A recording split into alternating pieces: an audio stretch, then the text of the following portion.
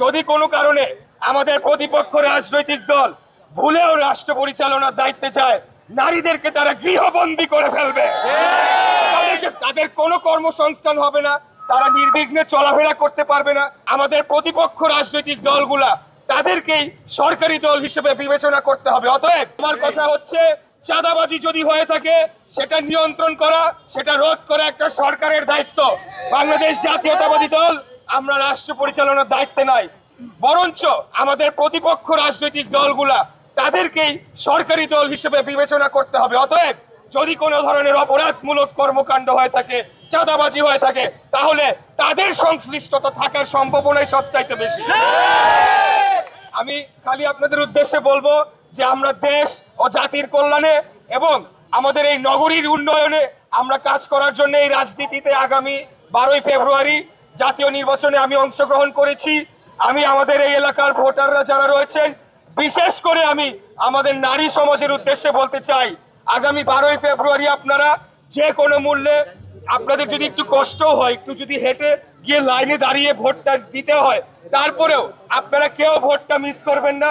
সবাই 12 তারিখে আপনারা ভোট কেন্দ্রে যেয়ে ভোটটা দিবেন এবং আমাদেরকে একটা ভোট দিবেন, ধানের শীষে ভোট দিয়ে আপনাদেরকে জয়যুক্ত করবেন।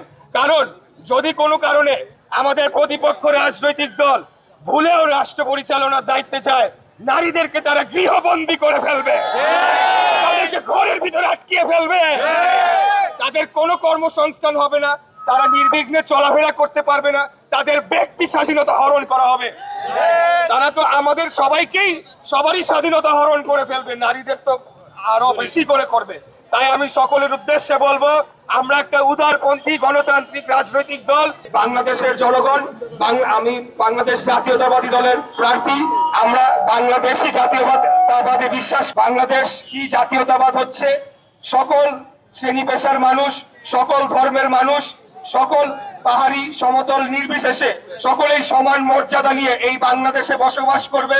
সকলের সমান নাগরিক মৌলিক অধিকার থাকবে, কেউ কারো ব্যক্তি স্বাধীনতায় হস্তক্ষেপ করবে না এবং প্রত্যেক 5 বছর পর পর সরাসরি ভোটের মাধ্যমে বাংলাদেশের জনগণ তাদের নির্বাচিত জনপ্রতিনিধির কাছে রাষ্ট্র পরিচালনার দায়িত্ব হস্তান্তর করবে। আমরা মনে করছি আমাদের প্রতিপক্ষ রাজনৈতিক দল বা আমার প্রতিদ্বন্দ্বী রাজনৈতিক দল যদি আমি বলি, তাহলে তাদের এই বিষয়ে সুস্পষ্ট কোনো নীতিমালা, ভিশন, দিক নির্দেশনা কিছুই নাই।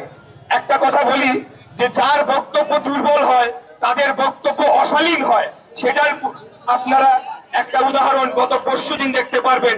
আমাদের এই ধূপকোলা মাঠে একটা জনসমাবেশ হয়েছিল, সেখানে যারাই উপস্থিত ছিলেন তারা অকথ্য ভাষায়, অশালীন ভাষায় তাদের প্রতিপক্ষ প্রার্থী এবং দলের বিরুদ্ধে মিথ্যাচার করে গিয়েছে।